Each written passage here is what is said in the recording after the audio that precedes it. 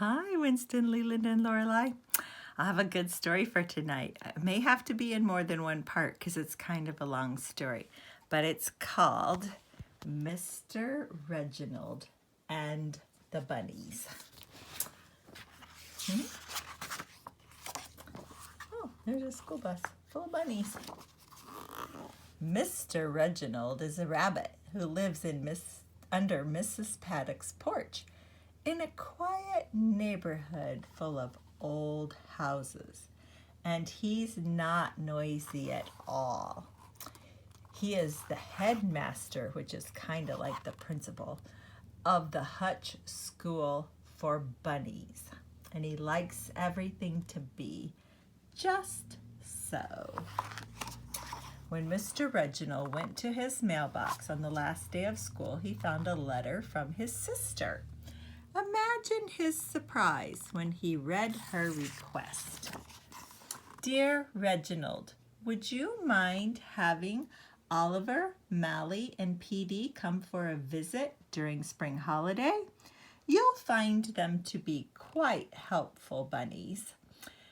They're not fussy about food. In fact, they'll eat just about everything. Oh, great visitors, he thought. But then, when Mr. Reginald said great, he did not mean great. He meant, oh no. He folded the letter and he imagined his sister's children, Oliver, Mally, and PD, bumbling and tumbling like wild animals in his tidy house. Mrs. Paddock is Mr. Reginald's neighbor upstairs and a teacher at the cottage school for children. She had been looking forward to the spring holiday when she could work in the garden. She was already busy working in her garden, and she didn't notice the small hungry rabbits arriving at Mr. Reginald's door. When Mr. Reginald opened his door, the bunnies tumbled into his tidy hutch. They were so hungry after their bicycle ride, they ate everything he put on the table.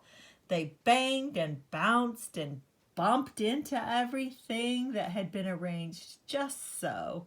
Poor Mr. Reginald was frazzled only minutes after the bunnies arrived. Why don't you go outside to play? Mr. Reginald suggested. And I'll stop there for now.